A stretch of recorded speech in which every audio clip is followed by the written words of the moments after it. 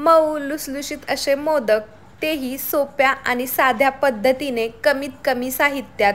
आणि जरीही तुम्हाला कळ्या पाडता येत नसतील तरीही मी तुम्हाला एक ट्रिक सांगणार आहे।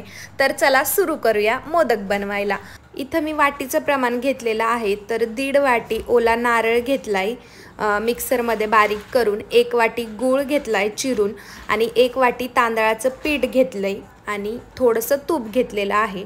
तर ज्या वाटीने आपण तांदळाचं पीठ घेतलंय त्याच वाटीने 1 वाटी आणि थोडंसं पाणी तुम्ही वरती टाकू शकता। आणि ते जर उकळी येण्याच्या आधी थोडंसं मीठ त्यामध्ये टाकून घ्यायचं आहे।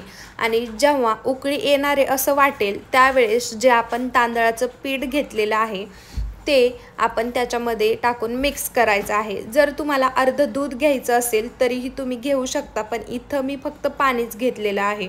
आणि हळूहळू पीठ मिक्स करत जायचं आणि थोडा वेळ झालं की लगेच गॅस बंद करून घ्यायचा आहे। त्यानंतर तुम्ही हळूहळू अशा पद्धतीने पीठ मिक्स करून घ्यायचं आहे। ज्या वेळेस आपलं पीठ मिक्स होणार आहे त्यावेळेस आपण एक 10 मिनिटासाठी ते पीठ झाकून बाजूला ठेवणार आहोत। तोपर्यंत आपण बनवूयात सारण। तर इथं कढईमध्ये मी 1 चमचा तूप घेतलेलं आहे आणि हे तूप गाईचं आहे आणि गावरान गाईचं आहे, घरचं तूप आहे हे।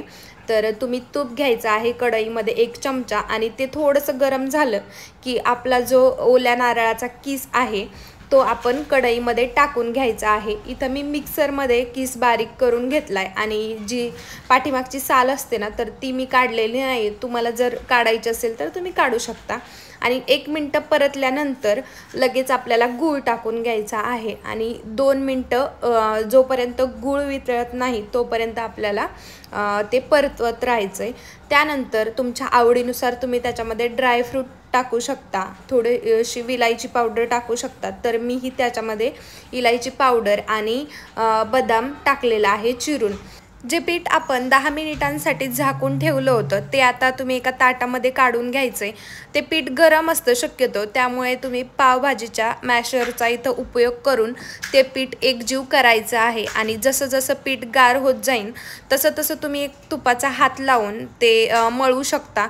जर तुम्हाला गरम सहन झालं तर तुम्ही हाताने मळायचं, नाही झालं तर तुम्ही पावभाजीचा मॅशरचा उपयोग करू शकता। आणि शेवटी तुम्ही असं हाताने मळायचं आहे आणि जोपर्यंत पीठ एकजीव होत नाही, चांगला असा गोळा बनत नाही तोपर्यंत पीठ मळायचं आहे। कारण जर चांगलं पीठ मळलं गेलं नाही तर आपण शेवटी ज्यावेळेस पारी तयार करतो मोदकासाठी तर त्यावेळेस ती चिरटली जाते।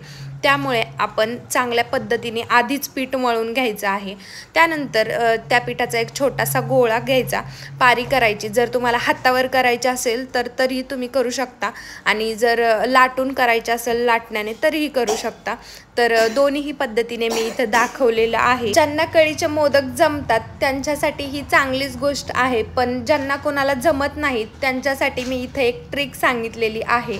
जरीही तुम्ही पोळपाटवर पारी केली किंवा हातावर केली तरीही मध्ये सारण भरून घ्यायचं, एका साईडने गोल फिरवत फिरवत बंद करून घ्यायचा मोदक।